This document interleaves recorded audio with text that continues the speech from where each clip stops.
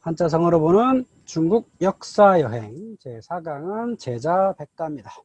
제자백가란 용어가 나온군요. 사마천의 아버지 사마담이라니 한번 언급을 했고요. 그 다음에 한서 예문지에 제자백가가 이렇게 등장을 합니다. 유가, 도가, 음양가, 법가, 명가, 묵가, 종행가, 잡가, 농가 이렇게 9가지를 했고 소설가를 해가지고 대략 10가 정도로 이제 나오죠. 그러니까 백가라는 얘기는 많은 하나 무리라는 뜻입니다. 그리고 사실은 이렇게 그 후대가 분류한 거예요. 당시의 사람들은 예를 들어 뭐 유가 사람들은 우리가 유가요, 우리가 묵가요, 우리는 도가요 이렇게 전혀 하진 않았고요. 그러니까 한서니까 후한 시대에 가서야 이 사람들을 이렇게 그룹핑을 했다는 거죠. 그래서 우리가 이제 제자백가라고 이제 알게 되는 겁니다. 자, 그러면 우리도 제자백가 굉장히 익숙하잖아요. 그러면 우리는 왜 인문학, 중국의 문사철을 왜 배우는가? 제가 이 그림을 그려본 거예요. 그래서 중국 문화의 영향력의 원 딱 그려보면, 자, 시안에서부터 베이징, 그 다음에 서울, 도쿄, 이렇게 보면요. 시안에서 서울이 그렇게 멀지 않습니다. 특히, 배 타고 오면 금방이에요. 산동성에서 배 타고 오면, 우리 저 황해도 경기만으로 바로 들어오거든요. 그러니까 상당히 문화가 전달되기가 쉬운 코스에 있는 겁니다. 만약에 시안에서 남쪽에 예를 들어 광저우 이런 데 가려면 서울을 가는 것보다 훨씬 더 어렵습니다. 그러니까 시안의 문화가 남쪽의 광저우에 전달되는 것보다 시안의 문화가 서울에 만약 한양에 전달되는 게 훨씬 쉽다는 거예요. 그러니까 이게 이 거리가 얼마나 가까우냐에 따라서 뭐냐에 따라서 문화의 접촉점이 얼마나 긴밀하냐 뭐냐 이렇게 알 수 있겠죠. 그러니까 타이완보다 사실은 시안하고 서울이 가까운 거죠. 문화상. 그래서 우리가 이 제자백가 사상에 익숙한 거라고 저는 봐집니다. 자, 그리고 이 중국 문화 이해의 키워드는 삼교 구류예요. 삼교. 삼교는 뭐냐면 유교, 불교, 도교죠. 그러니까 예형이라고 하는 인물이 있었죠. 조조 밑에 있었던 예형이라는 인물이 있었는데 이 친구가 되게 똑똑하다 그래요. 뭐 그래서 조조가 이제 예형한테 물었던 거죠. 자네는 무엇을 할 줄 아는가? 왜 이렇게 잘나지 않아? 했더니 저는 삼교 구류의 능통하나이다 라고 했다는 겁니다. 물론 나중에 예형은 조조가 안 쓰고 나중에 딴 데 가서 너무 잘난 체 가지고 별로 역할을 못하지만 어쨌든 삼교는 유교, 불교, 도교고 구류는 당시에 있었던 모든 학문을 얘기한다는 거죠. 그래서 특히 삼교는 유교, 불교, 도교가 혼합되어 있는 게 기본적인 중국 문화의 키워드고요. 그 다음에 이런 여러 가지 문화들이 있는 모든 사상 이런 것들이 있다고 하는 겁니다. 우리가 흔히 중국을 유교 나라가 왜 그렇게 돈을 밝히냐라고 생각하지 모르지만 중국은 엄밀한 말하면 유교 나라가 아니라고 하는 거. 진짜 유교 나라는 조선이었죠. 중국은 유교의 나라인 적이 사실은 없습니다. 명나라 때 잠깐 이 정도. 그다음에 다 섞여 있다. 유교, 불교, 도교가 섞여 있는 문화가 기본적으로 중국 문화다. 자, 그다음에 구류. 그런 사상가들이 사실은 이제 춘추 전국 시대에 많이 활약을 했고 그 사람들의 기록이 이제 상당히 자세하게 전해지고 그 사람들이 남긴 문헌들이 지금까지 우리들한테 많은 교훈을 주죠. 지금도 뭐 이런 제자백가 사상들을 열심히 배우고 있잖아요. 자, 그러면 이 사상가들의 인생 기록이 주로 어디 나오느냐? 사마천의 사기에 많이 나옵니다. 그래서 공자는 아마 사마천은 상당히 좋아하는 인물인 것 같아요. 그래서 세가 제후들의 기록인 세가에 집어넣었고요. 나머지 인물들을 열전에 싣고 있습니다. 관안, 관중과 안영, 관안, 그 다음에 노자, 한비, 열전, 그 다음에 손자 오기, 손자와 오기, 그 다음에 오자서, 그 다음에 중리, 공자의 제자 열전, 그 다음에 상군, 이게 상항이에요. 상군 열전, 그 다음에 소진 열전, 장희 열전, 맹자, 순경 열전 이렇게 넣은 거죠. 그러니까 사마천이 요 분류도 아마 사마천 나름대로 기준에서 한 겁니다. 그러니까 노자와 한비가 비슷하다. 우리 생각하면 좀 이상한 것 같지만 어쨌든 비슷하다. 손자와 오기도 비슷하다. 중리 제자를 모아놓고 맹자와 순자가 비슷하다. 맹자 순자는 비슷하죠. 이렇게 이제 우리가 인생 기록을 우리가 알 수 있다. 그 다음에 이 사상가에 남긴 기록들이 있죠. 손자병법, 노노, 맹자, 순자, 노자, 도덕경, 장자, 묵자, 한비자가 있다. 사실 이 노너, 맹자, 순자, 한비자 이런 것들은 후대 가필이 있을 수 있습니다. 예. 그러니까 노너 같은 경우는 뭐 그 제자들이 썼다고 하는데 이것도 과연 전국시대 제자들만의 기록인지 예. 뭐 그건 확실하지 않아요. 그러니까 뒤에 문헌들이란 것은 얼마든지 가필이 있을 수 있습니다. 예. 묵자 같은 경우에는 전국시대 이후에 사라졌다가 19세기에 이게 발견이 돼가지고 그 이후에 좀 이제 사람들 알려졌거든요. 그래서 묵자의 연구는 많지가 않죠. 예. 주로 조선시대 선비들도 노노, 맹자, 순자, 예. 노노, 맹자 했죠. 순자는 뭐 이렇게 맹자를 좀 비난했기 때문에 순자는 거의 뭐 금서 취급을 당했고, 자, 그렇죠. 예. 그다음에 특히 이 시대에 이 제자백가들이 많이 활약했던 시대를 세계적으로 보면 추계시대라고 불려요. 이게 추계시대가 뭐냐면 기원전 6세기, 기원전 600년 경부터 기원전 200년 전국시대가 통일될 때까지의 유독 이 시대에 세계적으로 많은 인물들이 등장을 합니다. 그러니까 조로아스터, 석가모니, 공자, 노자, 맹자, 소크라테스, 플라톤, 아리스토텔레스, 뭐 탈레스, 이소크라테스, 뭐 어마어마한 사람들이 이 시대에 집중적으로 탄생한다는 거예요. 그래서 칼 야스퍼스가 이 시대를 추계시대라고 흔히 부르죠. 그리고 이 시대가 끝나면 이런 인물들이 등장을 하지 않습니다. 그러니까 이 시대 이후에 많은 사상가들은 요 추계시대에 등장했던 사람들의 이야기를 계속 주석을 달고 뭐 해석하고 그런 것들이었다고 하는 거죠. 예. 그래서 흔히 화이트헤드라고 하는 20세기 철학자는 서양 철학은 플라톤의 각주다 이렇게 얘기할 정도로 요 추계 시대에 등장했던 인물들의 사상이 계속 울거먹는 시대라고 하는 거죠. 우리도 여전히 공자, 맹자 얘기를 소크라테스 얘기를, 플라톤 얘기를 계속 하고 있잖아요. 그러니까 이 시대에 이 사람들이 많이 탄생을 했다. 제가 보기에는 경쟁 때문이었던 것 같아요. 사실 이 서양도 마찬가지고 동양도 이 춘추 전국이라고 하는 끊임없이 경쟁 시대에 이런 인물들이 등장을 할 수밖에 없었던 거죠. 그래서 제가 이 인물들의 도표를 이렇게 만들어 봤어요. 가장 오래된 사람은 공자. 기원전 551년에 태어나서 479년에 죽었고, 공자, 그 다음에 자하, 증자, 그 다음에 묵자, 뭐 이해, 오기가 이제 춘추 시대에 사람들이라면 그 시대 전국 시대에는 그 제나라에 많은 사람들이 있었죠. 아까 직하학당에 많은 인물들이 있었다. 그래서 환현, 신도 뭐 이런 사람들이 있었고, 양주, 그 다음에 뭐 구런, 초나라의 구런, 또 순자, 그 다음에 여불리, 한비자, 이런 사람들은 이제 진나라에서 활동했던 사람, 진사, 그러니까 마지막에 이사까지도 다 이런 제자백가에 포함시켜서 요 시대에 이런 인물들이 활약했다라고 우리가 알 수 있겠습니다. 자, 그러면 이 흔히 4계급이라고 하는, 그러니까 이 봉건제도 맨 위에 왕이 있고 공후 백자남이 있어요. 그 제후가 있고 그 밑에 제후들을 돕는 역할을 했던 사람을 흔히 4계급이라고 부르거든요. 그러면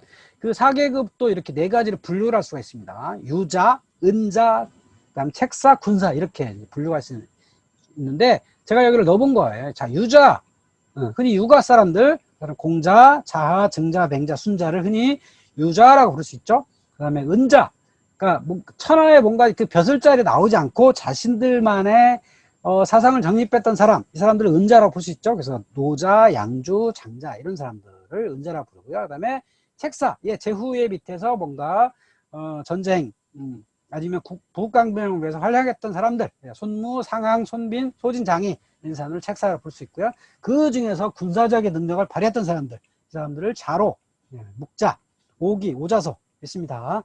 묵자도 사실은 군사 집단에 수장했거든요. 그래서 저는 이제 군사에 넣은 거고요. 그 다음에 이사와 한비는 다 할 수 있겠죠. 유자기도 하고, 은자는 아니겠네요. 유자, 책사, 문사, 군사를 다 포함시켜서 이사와 한비를 제가 이제 넣어봤습니다. 자, 그렇다면 이런 제자백과 사상도 흔히 이렇게 구분이 가능한 거죠. 그래서 유자의 철학은 유가다.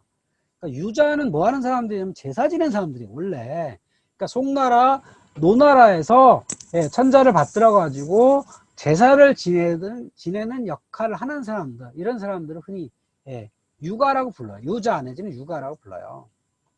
그다음에 은자는 흔히 이제 도가, 그러니까 양주, 그다음에 노자, 그다음에 장자 이런 사람들을 흔히 이제 은자의 철학 하는 거죠. 책사는 법가다, 군사의 철학은 병거, 묵가다 이렇게 이제 분류를 할 수가 있는 거죠. 그래서 이 저자백과 사람들을 제가 이제 분류를 해보면 이래요. 그러니까 육아라고 하는 가장 큰 흐름이 있죠. 당시에도 이 전국시대 당시에도 이 천하에는 두 무리가 있다. 이 한비자가 그렇게 썰을 푼 거예요. 천하에 큰 두 무리가 있는데 가장 큰 무리는 육아고 그 다음에 묵가였다. 이렇게 얘기를 합니다. 아마 가장 많은 사람들이 있었나 봐요. 그래서 육아라고 하는 하나의 큰 흐름이 있죠. 공자로부터 해서 공자, 뭐 자사, 증자, 맹자, 순자까지 쭉 이어지는 육아의 큰 흐름이 있고, 그 다음에 도가라고 하는 큰 흐름이 있죠. 은자들이 있었던 노자와 장자. 근데 노자와 장자는 서로 사실 인연이 없어요. 뭐 선후배 관계도 아니고 뭐 그 스승 제자 관계도 아니에요. 각자 이제 했는데 그냥 생각이 비슷할 뿐이죠. 예, 노자의 사상은 초나라 지역에 있었던 사상이고 이 장자는 원래 송나라 사람이거든요. 비슷한 영역이긴 한데 예, 생각이 비슷할 뿐 사실 하나의 묶기는 좀 애매한 그런 개통도라고 할 수는 없어요. 어쨌든 하나의 그룹이 된다. 그 다음에 이제 묵가 사상이 아까 묵가물이 굉장히 많았다 그랬죠. 근데 묵가물이는 이제 끊겨요. 예, 이제 전국시대 끝나면 사실상 사라지고 법가라고 하는 무리들 있죠. 법가라고 하는 이제 뭐 아까 상항, 그다음에 한비자, 이사 이런 사람들의 무리가 이제 법가라 하나의 이제 흐름인데 이 유가나 법가나 묵가 크게 영향을 준 사람들이 병가. 예. 사실은 이 법 중에서 가장 중요한 무서운 법은요 군사법이거든요. 예, 이 군대에서 사실은 법을 안 지키면 가장 큰 벌을 내리는 거 군대거든요. 그래서 병가의 영향력이 이제 법가에 상당히 많은 영향을 줬다. 그 다음에 이제 일부 이제 개별적으로 볼 수 있는 게 음양가, 예. 그다음에 명가, 뭐 농가, 종행가 이런 것들이 있다. 종행은 뭐 소진장인을 종행이라고 부르죠. 예. 그다음에 잡가, 잡가는 이제 뒤에 시대에 이 제자백가 시대에 거의 끝무리에 온갖 백과사전을 펼쳤던 이 여부리가 쓴 여시춘추, 그다음에 한무제 시대, 한무제 조금 앞에 회남자가 있죠. 예.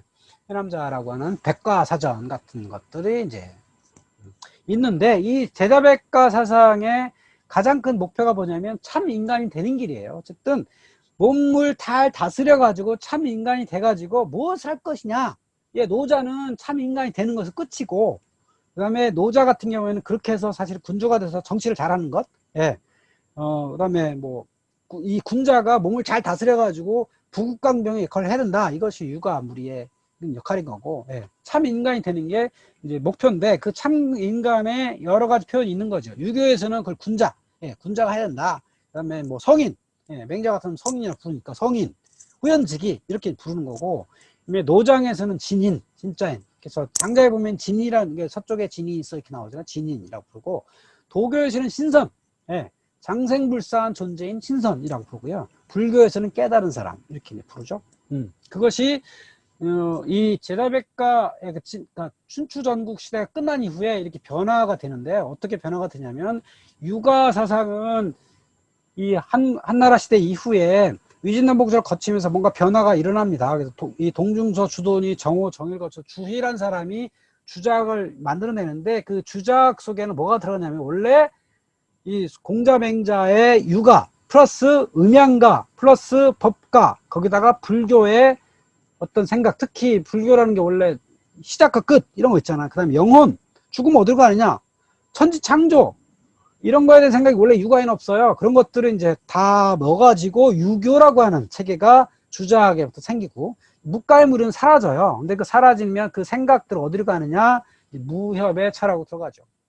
무협. 그러니까 뭐 도원결의 같은데 이제 무협의 철학이 들어가는 거예요. 그다음 나중에 뭐 송나라 시대 가면 수호지 이런 걸로 가고 명나라 시대 가면 이제 그쵸? 예, 수호지 생각이 들어가고 나중에 뭐 무협지에 있는 많은 생각들이 제가 보기엔 무협의 철학이 들어간 것 같고 그다음에 도가의 생각은 노자의 생각과 그다음에 애니미즘, 그 토착의 어떤 미신 같은 거 이런 것들이 들어가고 이제 유교와 불교의 여러 가지 제도들을 이게 포용을 해가지고 나중에 도교로 이제 발전합니다.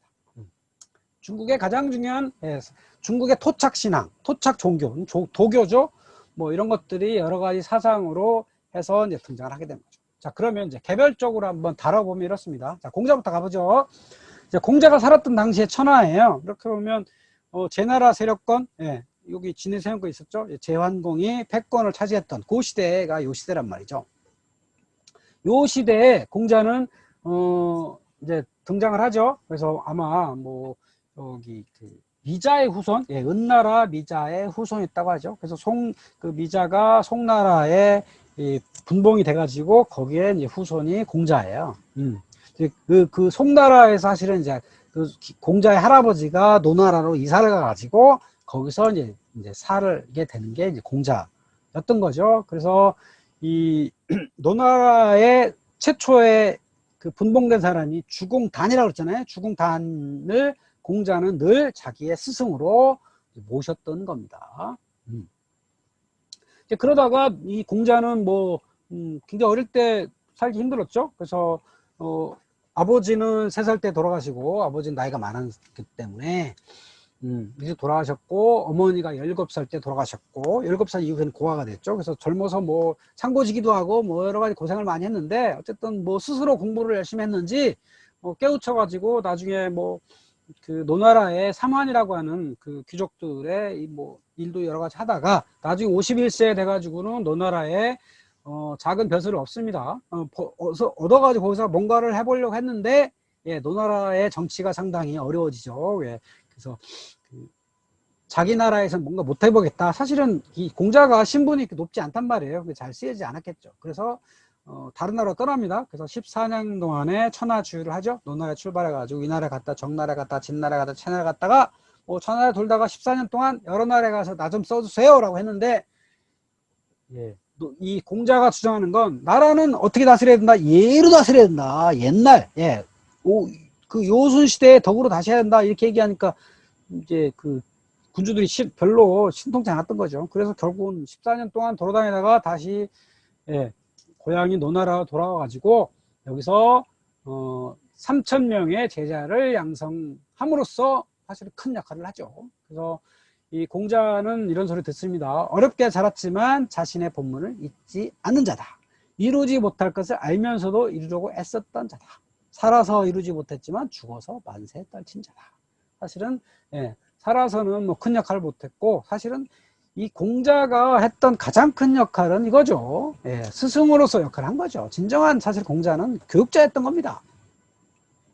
그래서 이 공자는 예학, 사어, 서수라고 하는 6가지 과목을, 예, 늘 제자들한테 가르쳤던 거죠. 당시에는 이런 것들을 이제 특히 예, 악, 이것은 원래 육아 사람들 해야 되는 게 예하고 악이에요. 이게 바로 제사에 쓰이는 거니까 예악을 늘 담당했던 거고, 그 다음에 사, 활쏘기, 전차몰기, 예, 서, 글쓰기, 셈, 요 정도는 우리가 알아야 된다라고 가르쳤던 거고, 그래서 요 육예에 능통한 자를 72명, 그 다음에 나머지 시, 서, 예, 악을 배운 사람이 3,000명 했다라고 하는 거죠. 그리고 이렇게 3,000명을 양성할 수 있는 혁혁한 공을 한 건 바로 속수지래, 예, 물고기 2마리만 가져오면 공부를 할 수 있었다라고 하는 거죠. 이런 학교가 사실은 당시에 있었겠습니까? 이런 신분제가 확고했던 시절에 이 가난한 사람들을 가르쳐 줄 수 있었던 아주 엄청난 학교였던 겁니다. 근데 이 엄청난 학교가 운영이 될 수 있었던 데는 이 자공이라고 하는 사람의 역할이 굉장히 크죠. 이 자공이 당시에 엄청나게 뭐 천석군, 만석군, 뭐 이런 땅 많이 간 사람이 아니라 장사꾼이었죠. 예, 자공이 돈을 많이 벌어가지고 이 공자 학당에, 예, 기부를 많이 했습니다. 그래서 결국은 이 속수질에, 예, 물고기 2마리만 가져온 학생들도 공부할 수 있게 해줬던 게 자공이라고 하는 아주 큰 역할을 했던 사람이죠. 안회라고 하는 제자도 뭐 공자가 제일 사랑했던 아내, 자로라고 하는 좀 무식하지만 아주 의리에 밝았던 이런 자로도 있었고요. 그래서 이런 사람들과 함께 공자는 자신의 어떤 생각을 나눴는데, 그게 우리가 논어에 남겨 있는 거죠. 그 논어에 나오는 여러 가지 가장 중요한 사상은, 제가 보기엔 공자의 가장 중요한 사상은 정명론인 것 같습니다. 정명론, 예, 자활, 군군 신신 부부 자자다. 군자는 군자다워야 되고, 신하는 신하다워야 되고, 아비는 아비다워야 되고, 자식은 자식아야 된다. 이게 참 정명론이라는 게 다 좋은 말인데요. 되게 폭력적인 단어기도 해요. 네, 잘 보면. 근데 결국 이게 그러면 정명론의 시작이 어디냐? 바로 요순시대였던 거죠. 바로 덕으로 다스리는, 천자는 천하의 뜻을 받아가지고 덕을 다스리는 이런 그 정명론의 역할을 해야 된다. 그 다음에 극기복례해야 된다. 자기를 다스려가지고 자기 자신을 이기고 얘를 에 따르는 삶이 곧 이이다. 이런 삶을 해야 된다라고 이제 주장을 했던 거죠. 근데 누가 해야 돼? 군자가 해야 된다. 군자라면 이래야 된다라고 이제 주장을 했던 거죠. 사실은 이 무지렁이 백성들을 위한 사상이 아니었어요. 무지렁이 백성들은 이렇게 뭐 군자가 될 생각도 없었고 할 능력도 안 되죠. 그러니까 바로 이 극지복례의 대상이 누구냐? 바로 군자다라고 하는 거죠. 예, 숙이 아닌, 예. 여기 그 몸을 다스려서 아닌 백성을 편안하게 해야 된다. 이것도 누가 해야 되는 거죠? 군자가 해야 되는 거죠. 예, 군자를 향한 어떤 철학을 늘 폈던 게 사실은 공자의 사상이라고 할 수가 있겠습니다. 그리고 이 부모의 효도, 그 다음에 공자의 이 육아를 비난했던 사람이 있었어요. 이 사람들이 바로 묵가라고 하는 사람들은요. 묵자. 예, 그 묵가의 대표자가 묵자인데, 이 묵자는 이 공자의 무리들의 어떤 허례를 되게 이제 못마땅히 한 거죠. 허례가 뭐냐? 세상 사람들을 자꾸 가족 단위로만 보는 거예요. 우리 가족이 최고고, 우리 집단, 우리 나라, 우리 그것만 따지고 다른 사람들은 다 오랑캐라고 하는 거죠. 예, 기본적으로 육아 사람 생각이 그런 거거든요. 이 중국 가운데 있는 나라, 가운데 있는 천자, 그 다음에 제후, 이런 사람들은 중요시하고 나머지는 전부 전부 몹쓸 사람들, 아니면 오랑캐, 아니면 저 무지렁이들은 뭐 따를 사람이 아닌 사람들, 이렇게 하니까 이건 잘못된 거다. 그 다음에 부모 상을 어떻게 3년씩이나 하느냐, 우리 먹고 살기 힘든데, 이런 것들을 사실은 육아사는 이렇게 했으니까. 근데 이제 이 묵자는 그런 것들을 육아의 비현실적인 논의를 비난하면서 우리는 허례화하시면 안 된다, 이렇게 해서 의식 개조 운동을 합니다. 그러니까 이 묵가의 무리들은 대부분 기술자들, 아니면 좀 천한 사람들, 이런 사람들이 사실은 했다고 하는 거죠. 그러니까 육아 사람들하고 사실 범접하기 어려운 이런 사람들이 이제 모여가지고 이 묵자의 사상을 따라가지고 어떤 무리 활동을 했다는 거죠. 그래서 근데 이 묵가가 주장한 4가지 가장 중요한 키워드가 뭐냐면 상동, 상현, 비공, 겸해입니다. 그러니까 비공, 전쟁을 하지 말자 이거야. 전쟁을 하면 서로 피폐하게 되니까 전쟁하지 말고 서로 뭐 사이좋게 잘 지내자 이겁니다. 그래서 상동, 아주 혁명적인 주장을 한 거죠. 군주를 제외하고 나머지 백성은 모두 평등하다. 사실 당시에는 군주, 그 밑에 제후, 공후, 백자남, 사, 그 다음에 백성인데 이런 것들 다 무시하고 이거를 우리 다 동등한 입장을 하자 하니까 상당히 혁명적이죠. 이건 뭐 프랑스의 계몽주의 시대나 있을 만한 주장인데, 그 다음에 상현, 능력 있고 현명한 자가 나라를 다스려야 된다. 이것도 사실은 보면 이거 계급주의를 비난하는 거죠. 그러니까 능력이 없는데 불구하고 좋은 집안을 타고났다는 이유만으로 국가의 지도자가 되는 것, 이런 것들을 비난한 거죠.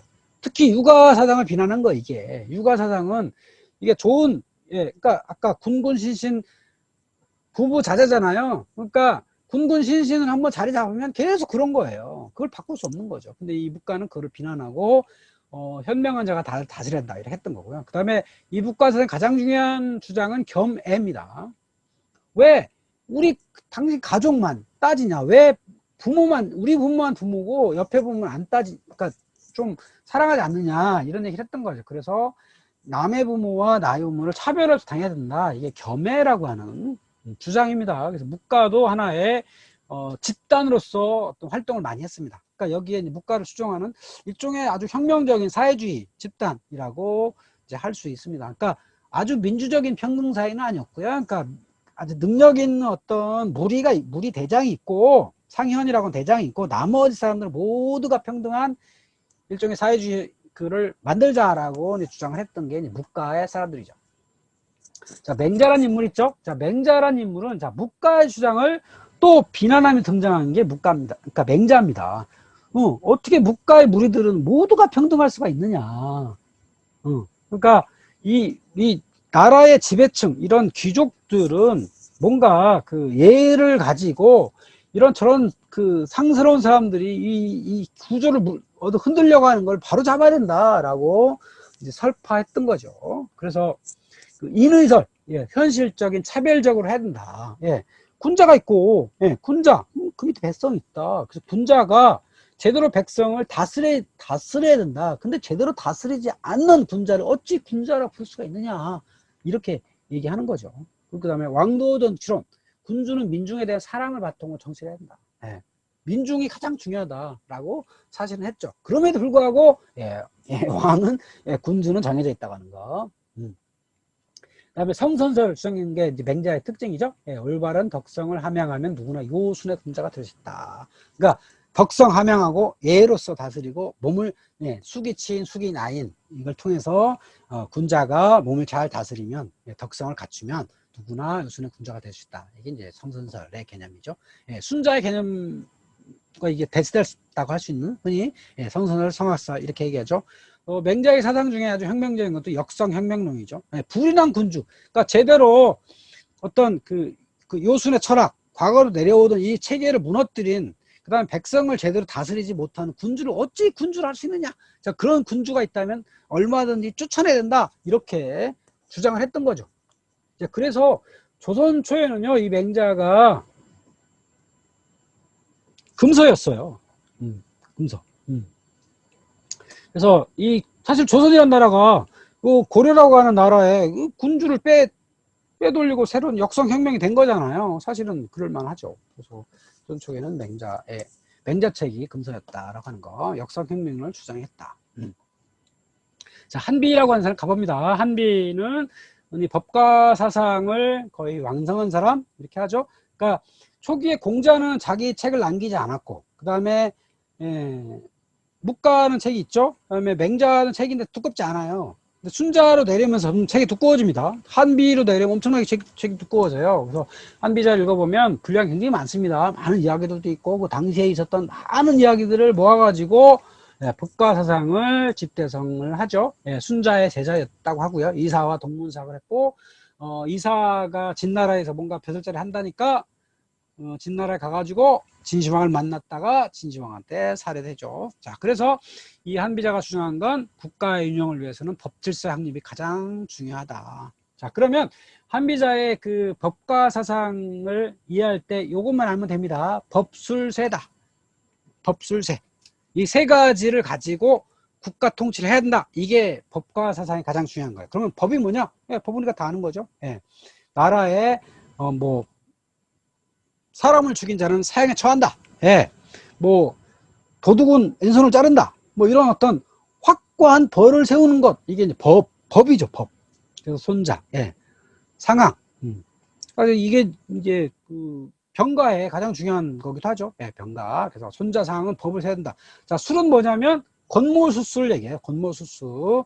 필요에 의하면 필요하면, 예, 권모술수가 얼마든지 사용할 수 있어야 한다. 이게 이제 술이라고 하는 거고요. 자, 세는 뭐냐면 권세라고 번역이 돼. 권세. 이거는 일종의 혈통의 권세예요. 그러니까 좋은 아버지가 있는 이건 권세로서 백성들을 다스려야 된다. 이게 이제 이제 세입니다. 그러니까 그 아무나 사실 군주가 될 수 없잖아요. 특히 창업자들은 이 세가 없어서 어려워요. 그러니까 뭐 유방이나 주원장 이런 사람들은 세가 없기 때문에 그 아랫사람들이 같이 어릴 때부터 함께 했던 사람들이 잘 따르지 않는 거예요. 그래서 항상 거기에 보면 토사구팽이 있을 수밖에 없는 거거든요. 근데 그 다음 그 창업자의 아들 데려가면 좋은 혈통을 가지기 때문에 세가 기본적으로 있어요. 그러니까 다지기 쉽죠.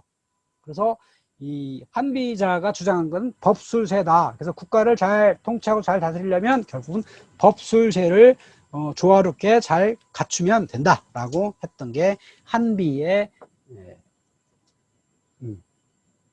주장이었던 거죠. 법술세다.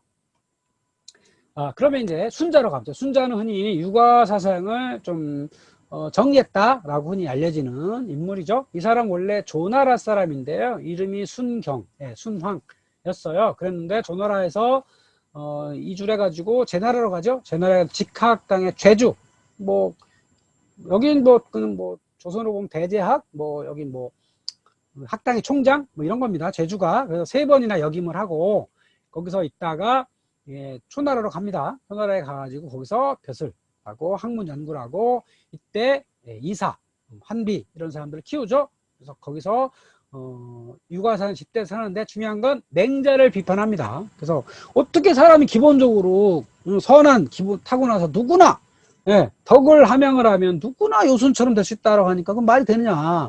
인간은 기본적으로 악하다? 아, 이거 아닙니다. 예, 순자가 주장한 건 인간은 기본적으로 욕망을 지니고 있는 존재다.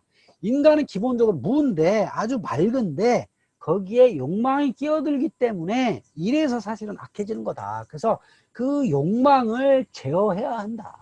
욕망을 잘 제어하고 덕을 쌓으면 예, 요 순으로 될 수 있다라고 하는 게 사실은 군자의 우리가 알고 있는 성학설입니다. 예. 그러니까 기본적으로 사람이 악한데 여기를 덕을 쌓는 게 아니고 원래 비어있는데 욕망에 의해서 사람이 그렇다라고 하는 게 이 순자의 주장입니다. 그래서 이 맹자를 비판했다 그래서 나중에 금서가 되는데 사실은 이제 순자를 제대로 연구가 별로 없어요. 그러니까 이 조선시대도 이 순자도 금서로 했기 때문에 연구가 잘 안 됐던 거죠.